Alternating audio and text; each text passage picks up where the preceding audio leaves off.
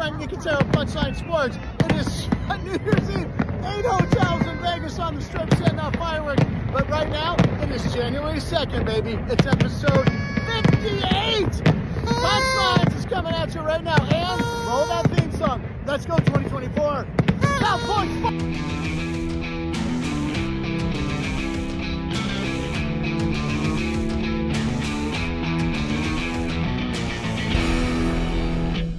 I mean, it was 8 hotels shooting off fireworks at one time.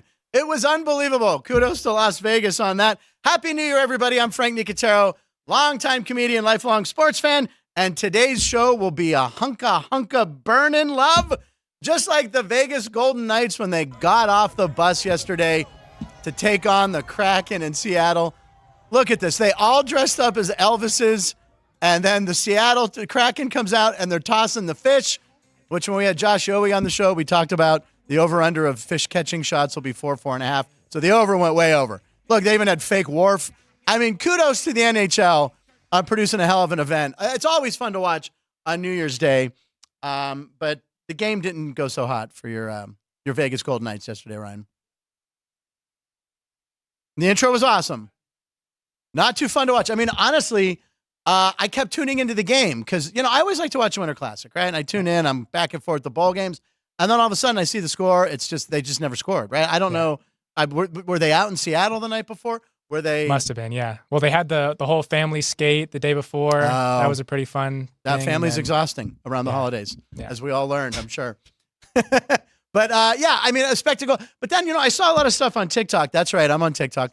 And the seats are really far. Like, people were angry. It really is. I mean, I've never been to one. I know they've had a couple in Pittsburgh. Jerry, they had a couple in Pittsburgh. And Happy New Year, Jerry. And it just seems like you don't want to go to that event. I mean, you were on. You want to go to the event, but yes. How great can you watch the game? That's the seats these people were in, and they were talking how much they paid. They were almost the same level, so they could see just like the top of the hockey players, and you couldn't see the puck. And I'm sure it was probably on some sort of jumbotron, but that's not why you're there. On the scoreboard, yeah. Yeah, I could have stayed at home for that and not frozen. But the NHL, they put on a good show. But yeah, I mean, Seattle came out tossing fish, man, and they won the game 3-0. Yeah, it was a big day, New Year's Day. I almost forgot it was on until you started tweeting about it. I'm like, oh, that's right, Winter Classic. On the show today, the play-by-play guy of Southern Utah Athletics and host of Locked On Ducks and Locked On Pac-12, here to talk about last night's CFP, making his 4th appearance, we believe, right? 4th appearance? Should be, yeah. He made an appearance on Sports by the Book, but 4th on Punchlines. 4th on Punchlines. All right, Spencer McLaughlin will be here. We always like Spencer. It'll be interesting to hear his take on the games last night. The games were very exciting. They really were. They were. I think I had heard that the average CFP games the margin of victory had been like 22 points until last year. Last year, there were good games, but it's funny because if someone goes, oh, who played last year? Oh, Georgia and somebody. Georgia, Michigan. Oh, TCU was in it. TCU beat Michigan, right? And Georgia they beat Bama last year? Was it Bama they beat? Ohio State? I can't remember. No? I don't remember. Yes, Ohio State. It was Ohio State? It came down to the field goal. Oh, yeah, there you go. That kid. That's right. Okay. So anyway, they were both great games. And my friend Christian, who may or may not be watching, let's see. So far, I don't see him in there. Oh, my God, he was dying during that. I mean, because they had the game iced, right? Washington. Then that kid gets hurt. And oh, my God. And Texas really, they were down on the 15-yard line. They had time. And Quinn Ewers, he had his shots. They had their shots. And on that last play of the game, that DB, that was a hell of a swat away, man. And I had money on the game. I had Rome, how do you say his last name? Aduze, the wide receiver for Washington. Ryan, you're my pronunciation guy. I had him over 100.5. He had 100. That was over under, and it hit with 3 minutes to go. He caught that long pass from Penix, so it was good. So that was good. Off to a good start. Happy New Year, says Bob Dell. Bob, Happy New Year, buddy. Haven't talked to you in a while. We text every day. We don't talk a lot. Do you have a friend that you only text, and if you see their name pop up when if they're calling, you're like, something's wrong? Yeah, that's Bob. Yeah. He's my oldest friend. We grew up riding the bus together. And we text every day. We talk about television. We don't. He's not a big sports guy. Originally from Pittsburgh. He's a DJ in Baltimore. But, we never call each other. So when you see his name pop up, you're like, someone's dead. Yeah, gotcha. But anyway, Bob, thank you for tuning in. He lives in Baltimore. He's not a Ravens fan. Pars will be eating blueberry Pop-Tarts. I don't know. He's still eating them. Joey B, we don't know. They're over there on the poker table or blackjack table. Oh, Bob is now saying we need to talk. So are we breaking up, Bob? Are we breaking up as friends? Frank, we need to talk.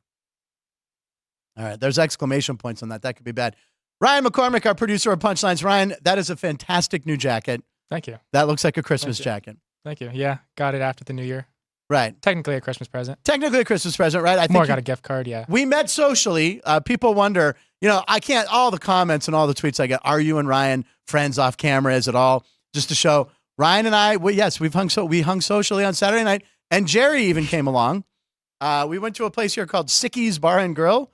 Sicky's Burgers 50. Really cool atmosphere. It was a very cool atmosphere. It's like an Applebee's, but way better. They had TVs everywhere. We went to watch the Detroit and Dallas game. What's that? Applebee's on steroids? Applebee's on steroids because it has that vibe of like an East Coast sports bar. We had a good time. Jerry and I got there. Parking sucked, but we had a good time, and we used our gift cards that we got from work.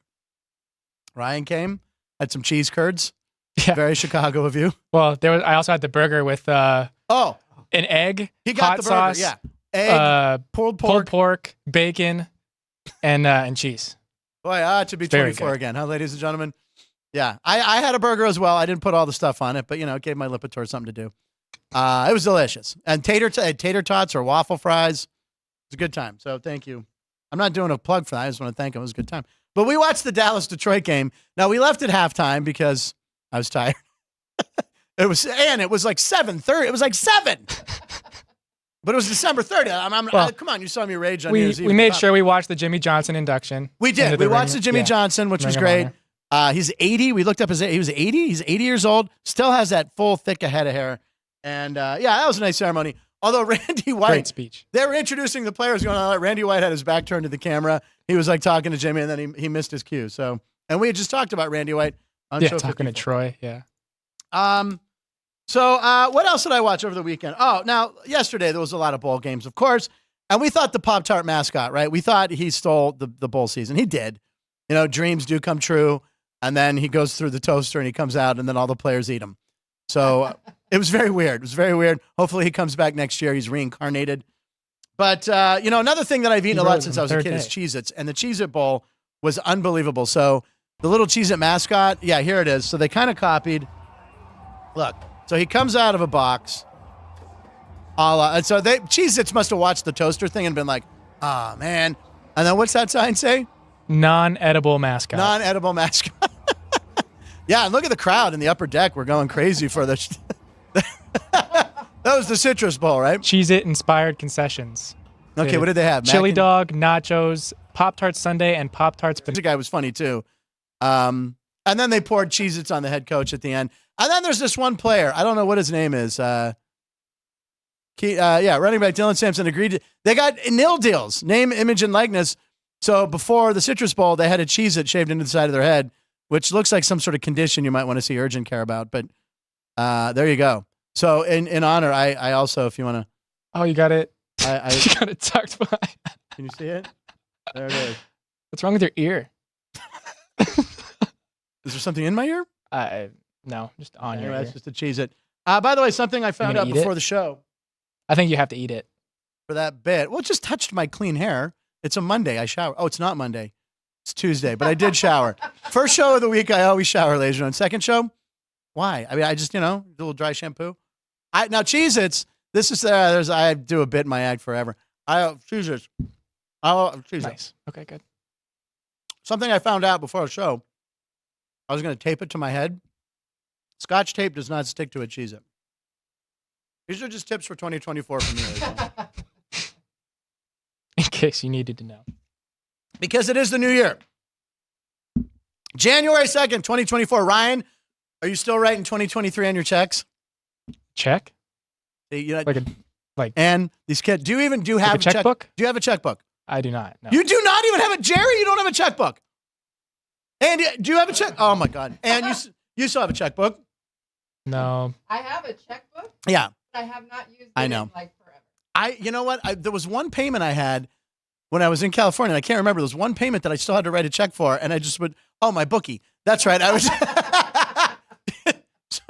Can't say his name. But anyway, yeah, I mean, I have checks, and I looked, and the register's from like 2010. So they're corporate check. I've literally had the same checkbook for 13 years. I don't know, but we used to have to write checks. We had a class in school that taught us how to write checks. That was a class. Today, they don't need to do it. It's just a click of Venmo. It's a tap. Yeah. Yeah, we had a class. They wouldn't know how to sign their signature. Now, by the way, interesting you bring that up. Cursive.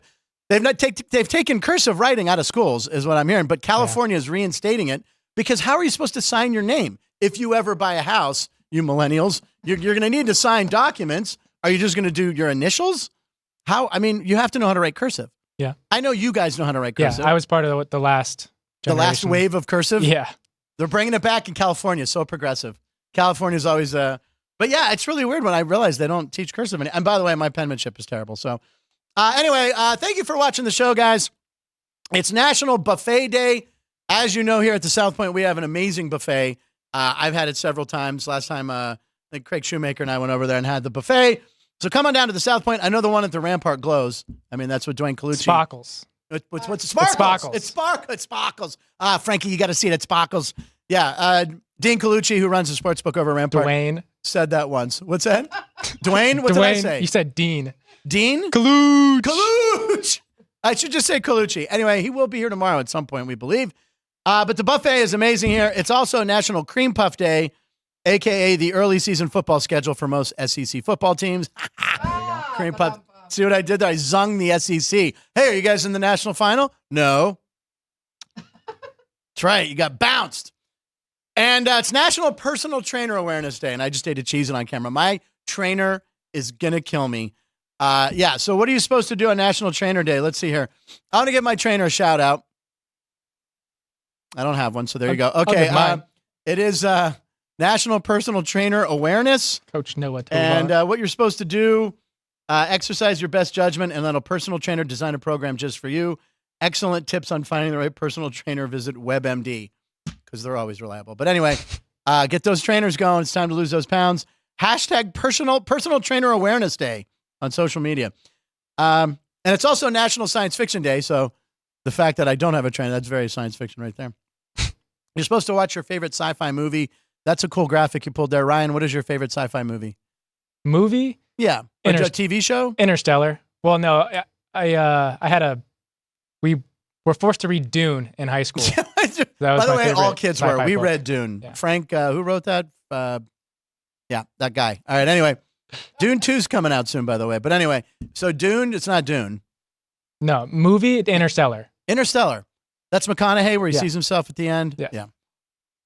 Yeah, that is a good movie. I'm going classic Star Wars, Empire Strikes Back. I mean, that's sci-fi. It's fantasy almost, really. Jerry, I bet you Jerry's got a good sci-fi movie. Jerry just Favorite. said boo to yours. Hmm? He just said boo to yours. You didn't like Star Wars or Empire? Wow, Jerry, we're off to the wrong start. There's Jerry. Yeah, show his face. Booing Star Wars, Bob Del Pizzo. Can you believe that? A New Hope is Ryan, awful. make fun of him. Tell the bit. Does Ryan and Frank drink make when him they... tell the bit. What's that again? Make you say the bit. The Cheez-It bit. No, it's way too... I don't want to do it. Just, unless the audience really wants to hear it. You know what? That's bull... No. No. That sarcasm, you will not get it. It's a true story.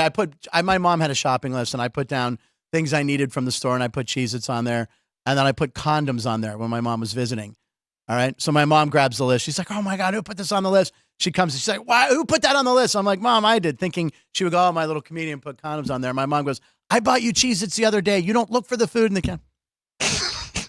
Hour later, she came home with rubbers. Can I say rubbers? She had a coupon, too.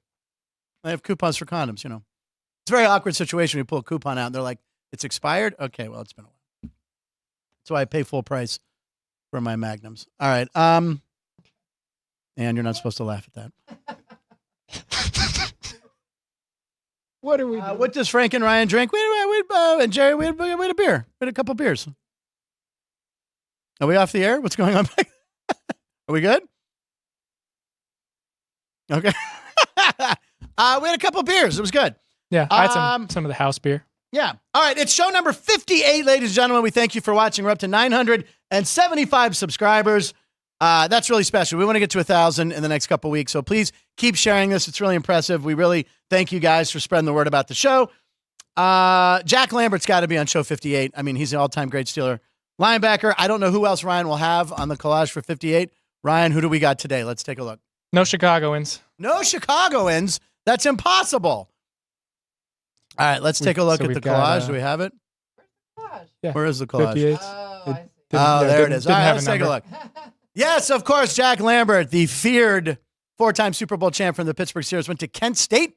Oh, wow. Derek Thomas, what a great one. Derek Thomas played for the Kansas City Chiefs. There he is in the bottom left. I was looking for his photo. To this day, holds the record, which I can't believe hasn't been broken since, I think, the late 80s, early 90s. 7 sacks in one game. 7 sacks in one game. And on the last play of the game, quarterback Dave Craig for Seattle drops back, gets the pass off, game-winning touchdown. So he had 7 sacks in a game, and they lost. That exemplifies the Chiefs back then. They always had some good players, but couldn't win the big game. So, yeah, very good. Von Miller, Super Bowl champ. Healthy scratch for the Bills. Healthy scratch. The last few He's got weeks. some issues going on. Somehow finished. Doug Fister. Wow, the relief pitcher. That's him in the Detroit uniform. Doug Fister. He's bounced around. I think he also played for the Nationals, right? Yep. Jonathan Papelbon. I hate that guy. He's not. I don't like him. He seems like he'd be a real jerk, doesn't he? Like, remember him and Bryce Harper got into it in the dugout one day? Yeah. Yeah. And Bryce Harper, by the way, who also seems kind of, clown question, bro. Hey. He's a Vegas guy. Yeah. I have Leave Bryce become a alone. Bryce Harper fan. He has won me over with his energy in Philly. I was rooting for the Phillies, which if you would have said 10-year-old Frank is rooting for the Phillies, I wouldn't have believed it.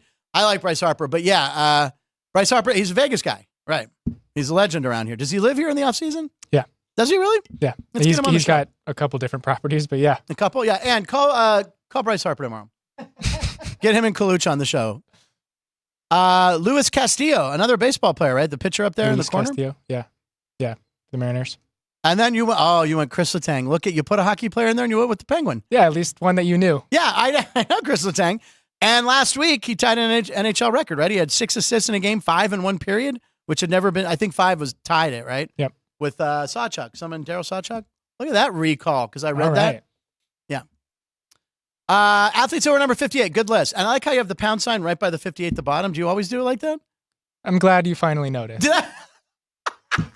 Have you been doing that? I've been doing that probably the last 15. Okay. That's really impressive how you did the number. Okay, well, I just noticed. You can point these things out to me and I'd be happy. You didn't even realize the names were on it until 20 ago. I did not. I would just look at the photos and go, who's that? Who's that? And I didn't realize the names were in the middle. That is true. You are correct on that. All right. It's because I'm just so locked in on the collage work. When I was a kid, I did a lot of collage. I'm glad you're locked in. Yeah, I like to do collages on poster board. You can make a vision board that way too. But anyway, Yes. good list. Number My mom 58. used to Tomorrow, do 59. Jerry, I hate to tell you, but there's another Hall of Fame Steeler linebacker that will be on the 59s. I'm sorry. But Jack Ham will be on there.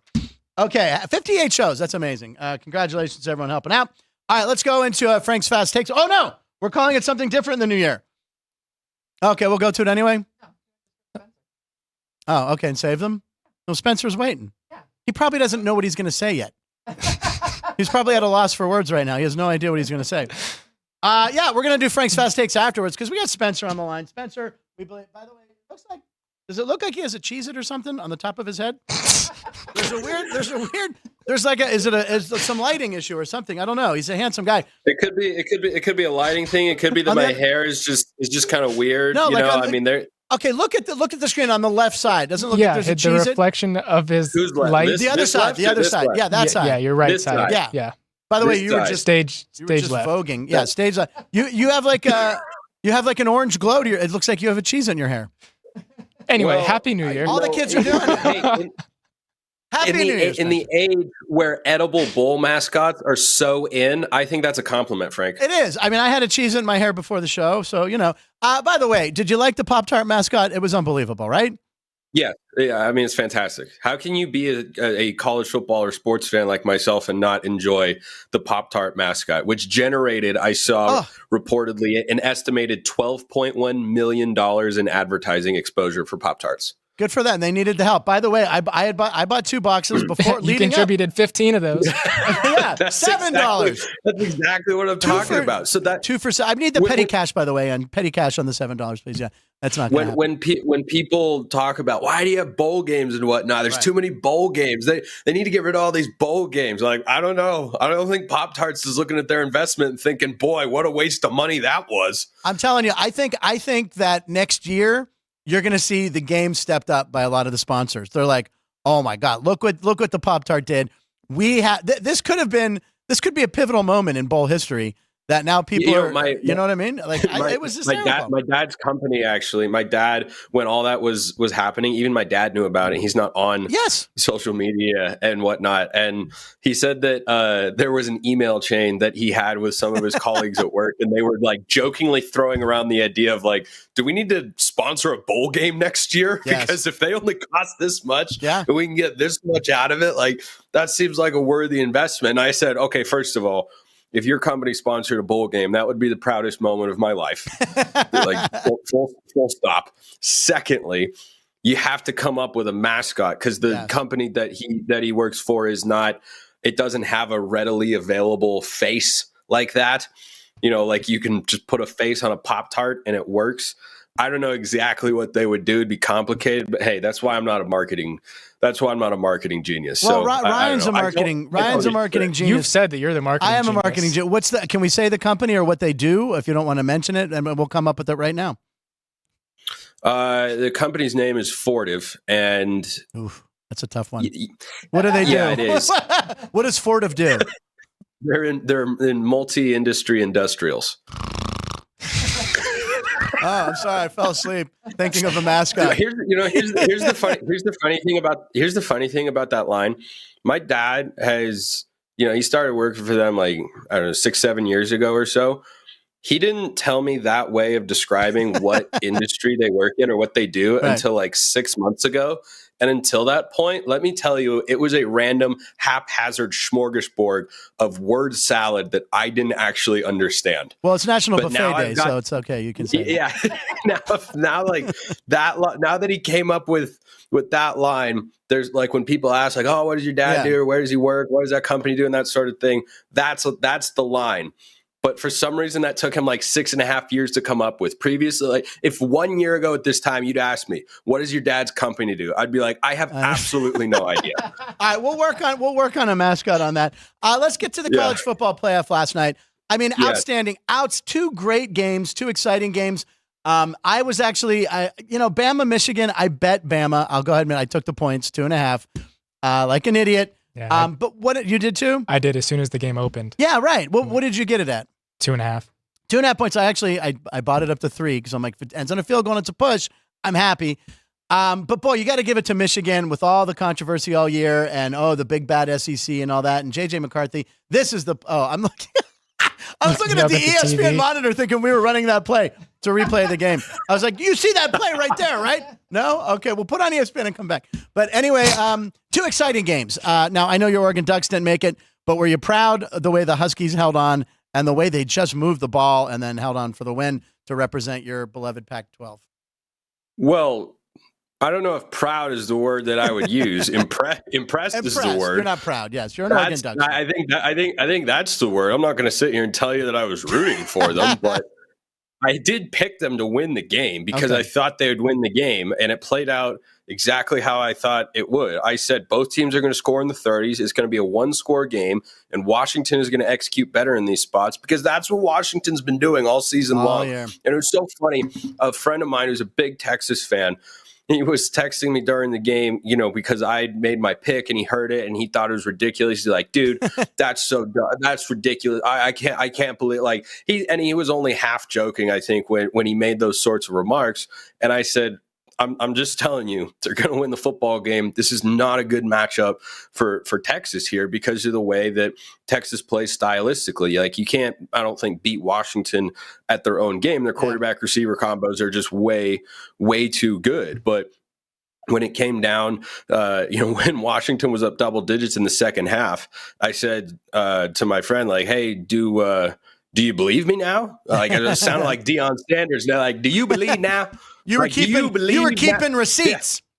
Yeah, we keep receipts and whatnot. We keep receipts for a 4-8 season. But I think that for Washington, they just execute so well. And my buddy sent me a text. He goes, "Yeah, I mean, I knew they were good. I just didn't expect them to hit all the deep shots." Yeah, I mean, it was unbelievable. Okay, but here's the thing. If you're making that statement about Washington, that is just proof positive that you haven't watched a single game this year. Yeah. Like, so many Oregon fans watching that game, I think if they were sitting next to a Texas fan, would have been like that meme of, I think it's James Franco in some movie where he's like about to get hung and he's at the gallows and he looks over to some guy and he goes, "First time?" Like, it's just way to bring the room if you down, Spencer. Jeez, James Franco getting hanged. No. Not as well. I mean, those guys are the ones bringing the room down. Yeah, exactly. That's true. I think that for Washington, their ability to just throw the deep ball and execute. Jeff Schwartz, who's an Oregon fan or a former offensive lineman for the Ducks, a great follow on Twitter. He tweeted out like, "Hey, just for people watching Washington for the first time, those 50-50 balls are actually like 90-10 balls." That's funny because they complete them so often. Every time Penix throws the ball down the field, I expect that ball to be caught. Whether it's the receiver making a great play, Penix making a perfect throw, or both. That's just how they roll, and that's exactly what they did. And Vegas continues to dislike Washington. I can't quite figure that one out. And, we're happy about that because a Christmas gift we got from our amazing director, Ann, who does more than just direct. She does so much She's more. Wonder Woman. She's Wonder Woman. She, for a Christmas gift, we have tickets. We have Washington to win the national championship tickets that she bought for us. So we're one step closer to Ryan and I hanging out again socially, I think, with the winnings. We'll go out again. Jerry can come along. He was great. Everyone else blew us off. Everyone else in the sports book, no one else came. But yeah, it was a really exciting game. And then, so I was going back and forth with my buddy Christian, who went to UW, and I'm like, all right, what do you think the line's going to be? And we had it pegged around 3.5. And what is it here at South Point? 4.5. Yeah, it's like 4.5, and then the over/under is 55.5. 0.5. That's 55.5. 4.5, 55.5. 55.5. Yeah, does that line sound about right? 27 game confirmed. Oh, wait, well, the hook's going to, you got to take the under then. No, that's what I'm saying is like they only put 55.5 if they think, oh yeah, 28-27 inbound, baby. Like that's a Vegas special. It's so is this. But who do you like in that game? What would you do if you had to bet that game at 4.5? I mean, I take Washington in the points. It's curious. Washington has drawn some comparisons to TCU from a year ago because they were purple. It feels like they're scraping by. Yeah, they're purple and they're scraping by in close games with a great passing attack. The difference is this Washington team would beat last year's TCU team by 10 to 14 points. Yeah. I think they are significantly better. I don't think they are 2019 LSU because that's the best college football team I think we've ever seen in the history of the sport, and I will stand by that conviction. But I think Washington is the closest thing to it that we have seen since then and might see for a while. I mean, the accuracy that Michael Penix throws the ball with down the field is unlike anything I have seen since Joe Burrow. And I think that he's just so good at that. And it's the foundation of their offense. And their offensive coordinator, Ryan Grubb, is really sharp. I like his offense is really, really tough to defend. And when you've got not one, not two, but 3 NFL caliber wide receivers. Yeah. Last time we saw that was 2019 LSU. And they just throw the ball down the field. And you can be in perfect coverage. It doesn't matter. It does not matter. Rome Odunze's too good. Jalen McMillan's too good. Jalen Polk, they're all too good. And so it's just, and when you combine that with their offensive philosophy and the way their coordinator calls plays, they're just a really tough unit to stop. I have a hard time picking against Washington in that game. I think Michigan is going to provide a better test defensively. Right. Particularly, particularly at the line of scrimmage. Yeah. Because that's really the key. If you pressure Michael Penix, you slow him down. And if you can't, then you don't. It's honestly that simple. Whether you blitz or get pressure with 4 or just 5 guys, if you get pressure, you disrupt everything they want to do because their offense is predicated on the deep shots. What does that mean? They need time to throw the football. Well, what do they have? The Joe Moore winning offensive line. They give him insane amounts of time to throw the ball every single time. And one thing that they use more than I think anybody else in college football is double moves or just little stutters at the top of routes. You look at the number of times they'll run an out and up, they'll run a post corner, they'll run like deep out and ups, come back, stutter and go wherever. Like that's what they love to do. And you have to have time. And if they don't have time, they're not an offense that wants to take the underneath stuff. Penix does not like to check the ball down. He wants to push it down the field. Now, speaking of Penix, and he does like throw it. He does. Now, what's your draft? What's your draft board? You follow college football more than anybody we have on this program.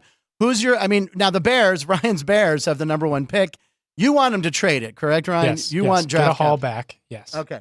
Get a haul back. Now, what's your? So you're in on Justin Fields? I've been in on Justin Fields. You know this. Oh, whoa. Okay.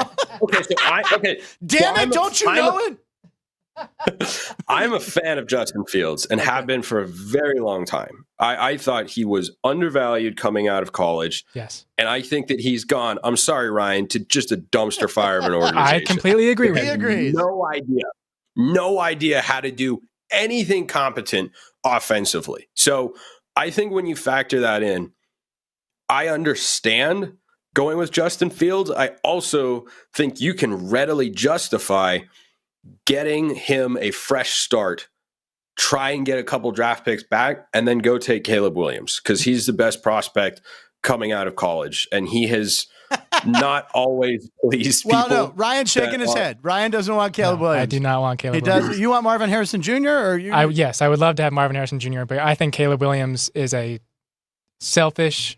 Well, punk. I agree with that. I do not think that he can be a little bit of he can be a little bit of a head case. He will not succeed in Chicago because Chicago has shown that they cannot produce and help athletes nurture.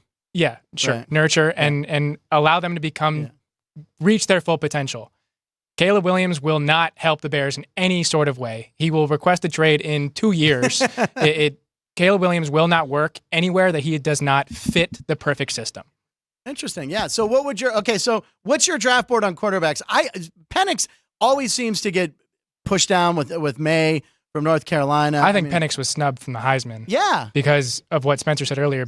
People don't watch Washington football. They haven't seen enough of him. Too late at night. Yeah, or something. I don't know. All right. So what are you? He led the country in passing last year on an 11-2 team at the Power 5 level and did not even register significant Heisman discussion. He finished second this year to a guy who opted out of his bowl game because it wasn't meaningful enough for him. And Jaden Daniels had a terrific season, but the reason that Jaden Daniels won the Heisman this year is because, as Ryan said, a lot of the people that vote on that award were not watching Washington play. Yeah, the East Coast bias. It's 100% the East Coast SEC bias because what they saw were significant drops in Penix's production from a numbers standpoint. He had a couple games under 200 yards, I think. He had a game, and they're not taking into account that they were playing a great Oregon State team in a rainstorm on the road, right. And they were an underdog in that game. They don't care. They just looked at the box score the next day and saw, they beat Oregon State by 2. Well, what is Oregon State? And they beat them by 2. They beat them by 2. Oh, that's not impressive. Oh, Penix was under 200 yards. Oh man, Jaden Daniels' numbers are too ridiculous. There is absolutely no world in which a quarterback with Penix's numbers, the leading passer in the country, would not win the Heisman Trophy, 13-0 conference champion out of the SEC or the Big Ten, I think, for that matter, or maybe even the ACC. All right, what's your quarterback rankings then? And you got your boy Bo Nix is in there. So who do you if you're drafting, you're a GM in the NFL, give me your top 3 to 5 quarterbacks. I mean, because it's a good class. That depends on which team I am. I think Caleb Williams can be great. I'm a huge Drake May fan. Okay. Once again, I'm continuing the tradition of repping Seattle sports here. All right. And I love that you had Luis Castillo and Doug Fister on the screen earlier. Right. Doug Fister was a solid pitcher for the Mariners. You give me him in his prime as a number 4 or 5 starter, that's a quality rotation. And then my guy, La Piedra, they call him Luis Castillo. That means the Rock in Spanish. He is not in the outstanding. We weren't in the playoffs. Well, no, the last game. No, the last game of the year when we needed him. The last 2 starts of the year, he allowed 11 earned runs in like 10 and 2/3. Because I bet both of those games, so it's very clear in my mind. I was Luis Castillo, he's a great pitcher. With the Reds, he was dominant against the Pirates a lot, but he let me down. But anyway, back to Seattle. But anyway, so back to the quarterback situation. I want my Seahawks to find a way to trade up and get Drake May. I don't think they're going to do that, and I don't know that they can do that, but that's what I would like to have happen. At the number 3 spot, look, anybody that's putting J.J. McCarthy in the top 5, I'm sorry, I don't know what you're looking at. I don't know that we're watching the same sport. I don't know that we're talking about the same football player. I mean, I think J.J. McCarthy is a perfectly serviceable quarterback in college who can make a spectacular play every now and then. But to say that he makes the sorts of throws that Penix makes is patently absurd. And I think that Penix is a first-round quarterback. I think Bo Nix is a late first, early second. I think Bo Nix is kind of like Jalen Hurts. He's got to go to the right spot. I also, though, believe that Penix does too. I think Drake May and Caleb Williams have the ability to be more come in, CJ Stroud sort of situation, Trevor Lawrence, save the franchise and just kind of be the guy while everything else is built around you. I think Penix and Nix both, for different reasons, have to have the right support system if they are going to succeed. They can.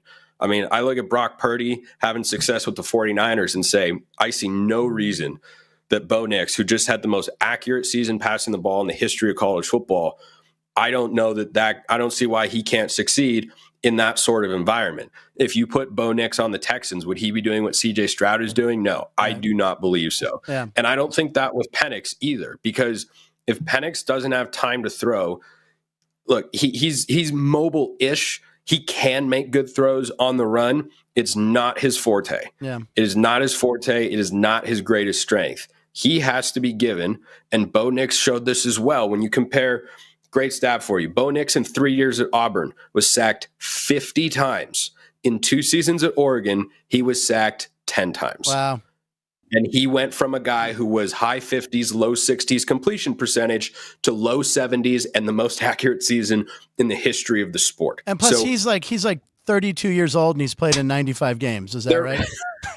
They're both. Bo Nix is the most experienced quarterback. I know. He's played, it's close to 70, isn't it? It's like 65 or 70 games. 61, 62. It's ridiculous. That's so many there. games. But it's good for him. Yeah. He and Penix are the same age, by the way.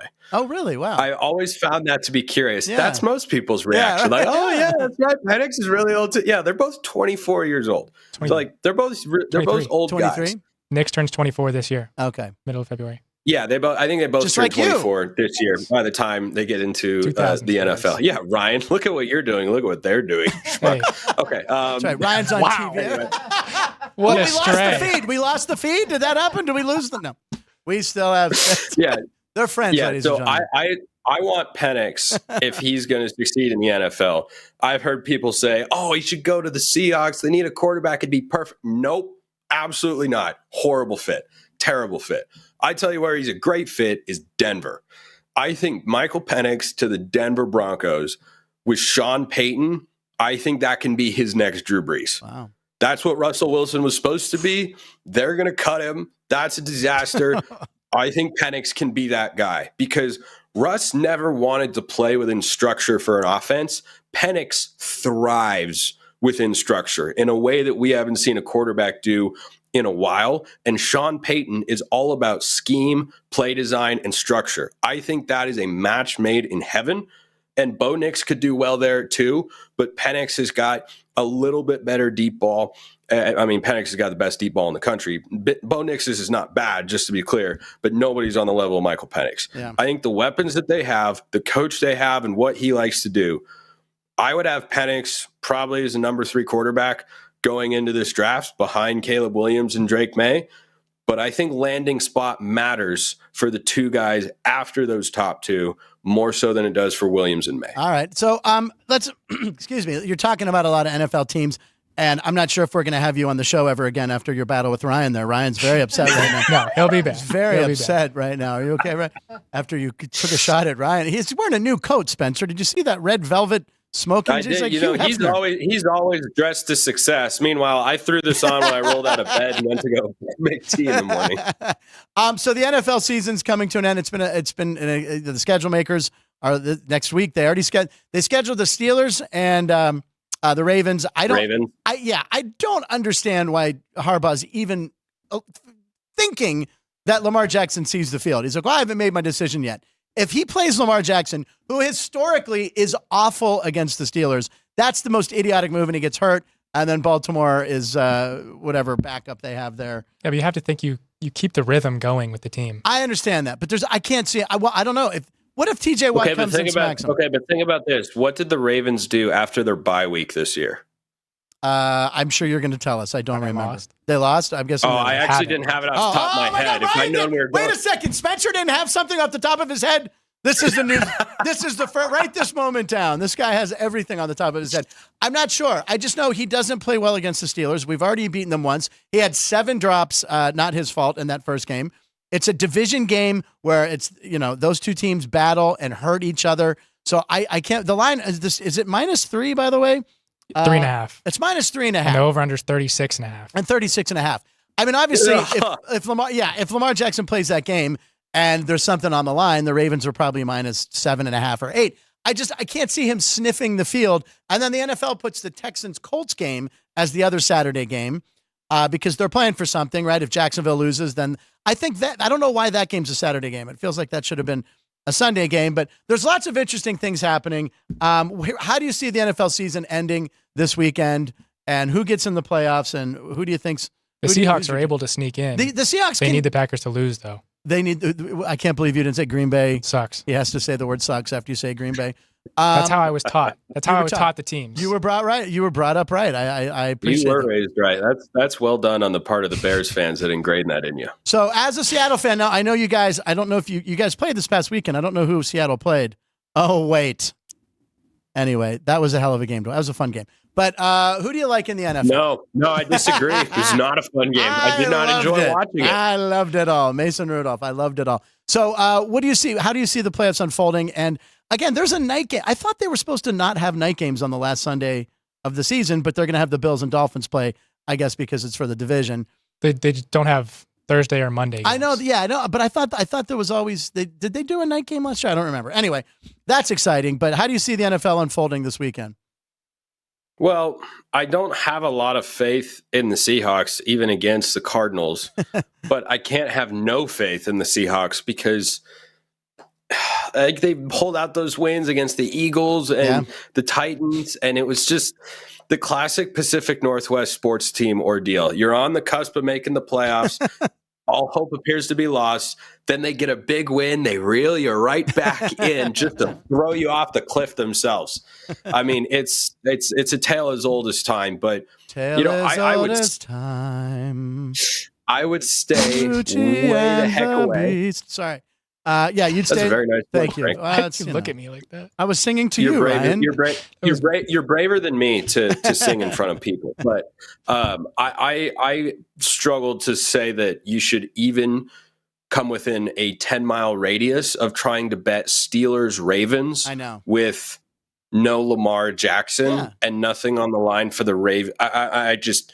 I would not. You could not talk me into either side. The other side, I think, is just so readily available. But the Ravens and the 49ers, they're locked in as the number 1 seeds. Those are the 2 best teams in football. But I just feel like this is a very open year in the NFL because if the Ravens are the number 2 team in the NFL, we have seen them win 13 games with Lamar Jackson, not with this receiving core, which is much better than it used to be.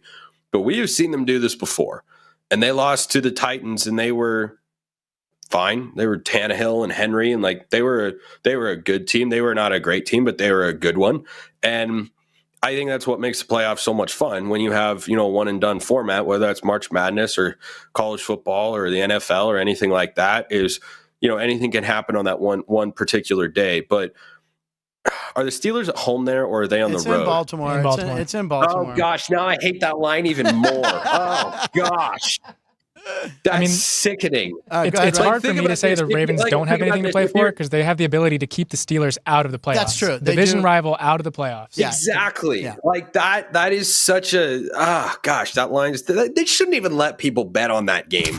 Mason Rudolph. Chris Andrews, take it off Huntley. the board. We're taking it down here at South Point. Get rid of it. If you're the sort of sicko that is trying to figure out which is the sharp side in that game. I suspect that's Frank after that reaction.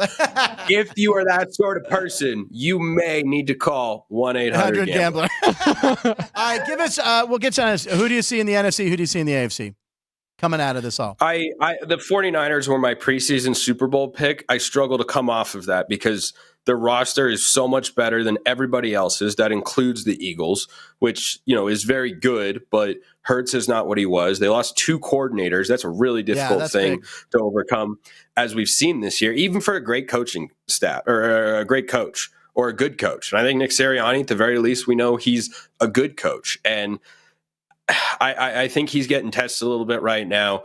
I got no trust in the Eagles. The Lions are a fantastic story. A good friend of mine is a big Lions fan, and she's just been through the ringer, because they're the Lions. It's the Lions. I have the futures on them. So the Lions are, I tried to come up with the right jab at the Bears there, but they were both kind of just down at the right time. But somehow the Lions, I think, have been worse than the Bears, which is pretty amazing because they've set the bar kind of low there in Chicago. All right, so unfortunately. who's your AFC team? Are you going with Baltimore? It's crazy that he's talking about the Bears like this. And the Seahawks exist. Try and talk me out of this. Why can't this be the year for Buffalo? Here's Josh Allen turns the ball over. That's true. Yes, that's true. And Lamar Jackson has never really shown up in the playoffs. He's won one playoff game, but the Ravens are a very good team. Here's my thinking on Buffalo. Josh Allen is very good. And for the last several years, it has been this big national narrative to put pressure on the Bills to break through, to beat the Chiefs, to, Allen and Mahomes, and it's this big stage. And right now the Bills are just flying under the radar. And I think that makes them really dangerous team. Yeah. They've been playing some good football. Allen has put up great numbers. Yeah, he's got to protect the ball. But Sean McDermott's got the defense playing pretty darn well, Von Miller or not. And I think that is a team that you just cannot overlook in any situation here. There's no Burrow in his path. The Chiefs are terrible somehow, which is a weird sentence. But gosh, they're just, it's the curse of Taylor Swift. Watch. Oh, no. Now he's definitely not back on the show. He came at Ryan. He's coming at Taylor Swift. If the Bills win this weekend, they're the 2 seed. Are they the 2? If they beat the Dolphins, they're the 2. Wow. Yeah, but if they lose, then they're in Arrowhead. I think most people's reaction is. Wow. I think that would be most people's reaction if you told them the Bills win and they're the 2 seed. I think most people in their minds have kind of put out the Bills and thought, that's maybe a wild card team or something like that. I think they're playing sneaky good football. They've got the national radar off of them, and I think they are a good team. You got a kick-ass number 1 wide receiver in Stephon Diggs. You got some other good weapons. I don't always trust them to run the football, but that team has come so close, and I can't help but think that without the mental hurdles of facing Joe Burrow or a full, an at full strength or a normal Kansas City Chiefs team, I can't help but think that that's an advantage Matt for the Nagy Chiefs team. Matt, you love Matt Nagy. Yeah. You're a big I love Matt Nagy. So if it's 49ers and Bills, if it's 49ers and Bills, fuel up the jet, the cargo plane, get all the Bills merchandise that says Super Bowl champs, fly it to Central America right now because there's they're not. I don't know. I don't see them beating. If it was the Niners, again, their color doesn't work, right? It's got to be red and purple according to the logo. Blue is kind of purplish, so maybe it fits. But look, I'd root for the Bills. I like the Bills growing up close to Buffalo. Blue and red, the Bills' colors combined are purple. Make purple. I was thinking that. So it could, because about the logos. I'm glad to see we all completed primary education. Yes, we did. That's we really know our good. colors, and 7's a prime number, isn't it? Okay. Anyway, I don't know. Someone Google that. Spencer, you're always the best. I'm a little disappointed you didn't know what the Ravens did off their bye week. I'm a little. They went to overtime against the Rams. They went to overtime. What did they do? They went to overtime against the Rams, and they won that game, right? Was that the punt 37-31, and then they beat the Jags 23-7. Then they beat the Niners 33-19. Then they beat the absolute So crap out that's of things. I'll leave you with that'll make me triple down on you don't need to play Lamar Jackson this week. See? Guy coming off a bye, he's clearly okay. There you go. I love it. Spencer, you're always one of my favorite guests to have on the show. We appreciate it. The knowledge on the CFP and throwing in some pro football knowledge and taking a hit at Ryan. Boy, Ryan, are you okay, man? You all right? I'll ice up later. Little tear. All right, I'm going to have to dab his eye with the Cheez-It. Just rub some dirt on your ankle, kid. That's You right. get back in Take there. a lap, damn it. All right, we're going to take a 2-minute break, and we'll be back with more. Spencer, we'll see you again. I'll override thanks, Ryan Frank. prohibiting you from being on the show. You're the best. Make sure you follow him Appreciate at, it. is it Smalls? What's your Smalls_55. Smalls_55 on Twitter. There you go. It's the man. Okay, thank you, Spencer. We'll be back in 2 minutes. With Thanks, guys. Appreciate it. Thanks, buddy. Thank you.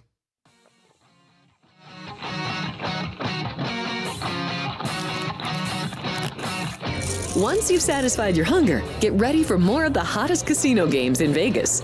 Our 24-hour, 30-table non-smoking poker room proudly hosts all the most popular poker games with a variety of betting limits. Visit the poker room for a schedule of daily tournaments. Whether you're going to hold 'em or fold 'em, the best place for poker is at South Point Casino. You'll notice that our craps tables are usually the loudest in the casino. If you've never played, join one of our free craps lessons to find out what makes this game so exciting. Check with the craps dealer for schedules and give it a roll. Bingo is also an exciting way to spend your time. We offer 7 sessions of bingo every day. And each session includes a cash ball jackpot, 12 bingo games, a progressive double action game, and a $10,000 bonus coverall. Electronic units are available. If you haven't played bingo with us, give it a try today. Guests can also get in on the action at our one-of-a-kind race and sports books. 2 separate rooms designed to maximize your experience and comfort. Our sports book, with over 400 seats, puts you right in the middle of the action, 24 hours a day.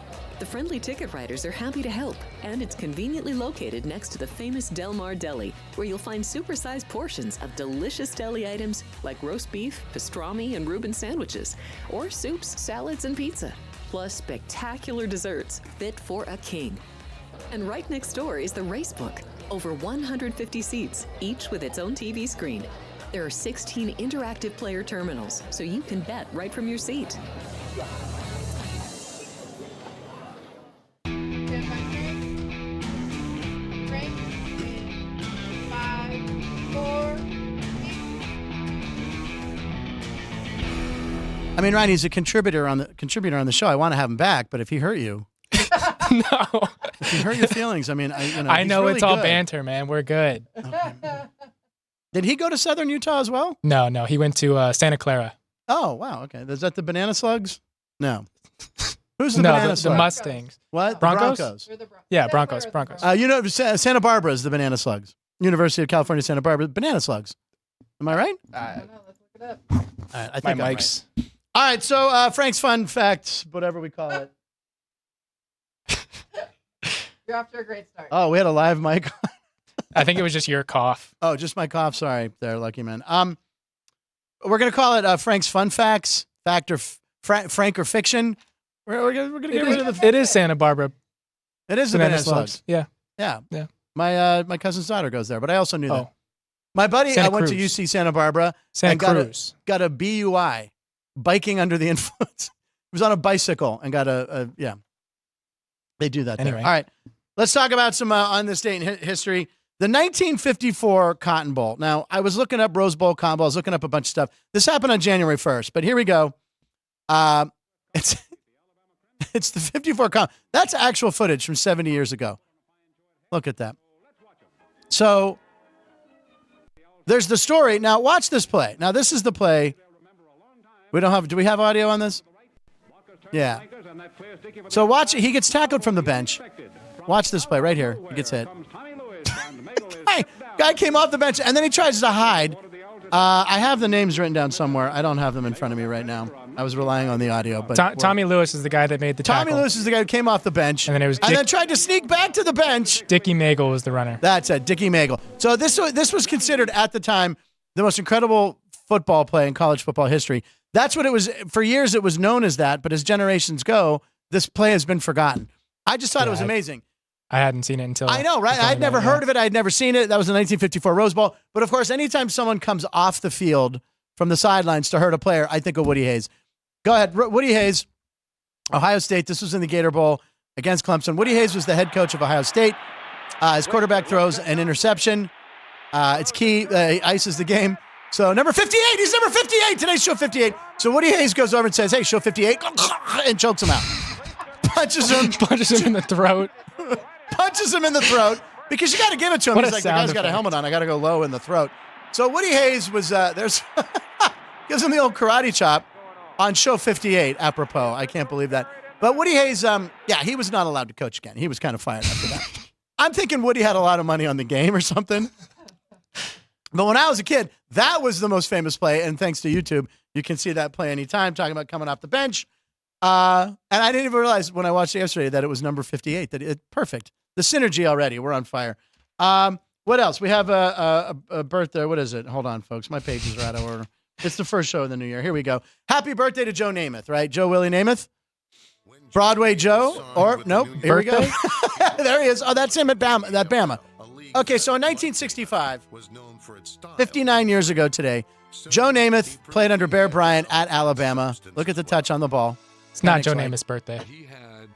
What's that? You said happy birthday, Joe Namath. I know. I said happy birthday. It's anniversary. Basically, happy birthday. He signed a really big contract. He signed a big deal. He partied like it was his birthday. The New York Jets of the AFL, he didn't want to sign with the St. Louis Cardinals, so he signed with the AFL. The Jets gave him $427,000 over 3 years, which is about 4.1 in today's money.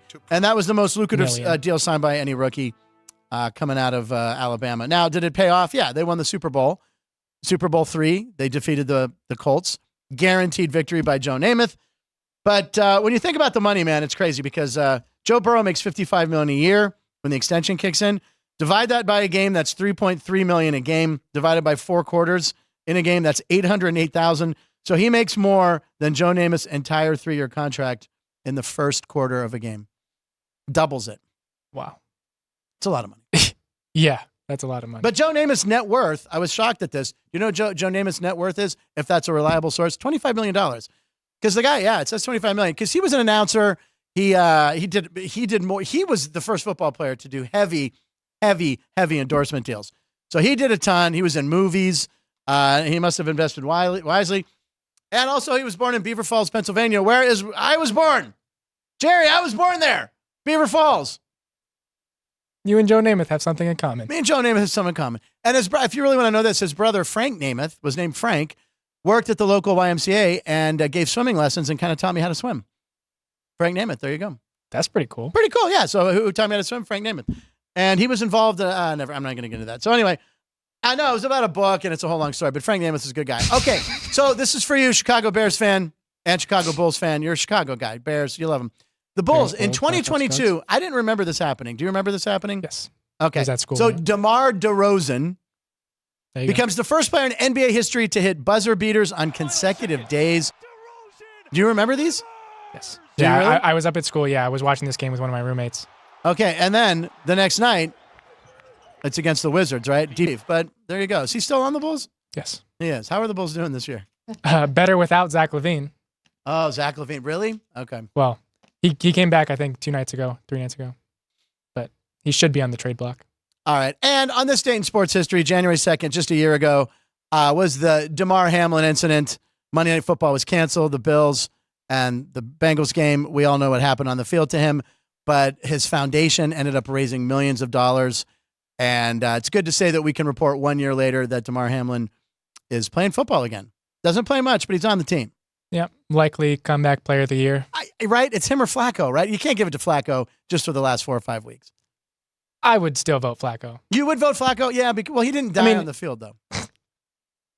Shouldn't have laughed. But, I mean, when you look back, his career was dead. 40 years from now. Right. I mean, you would probably go with the guy that actually played games versus the guy that rode the pine.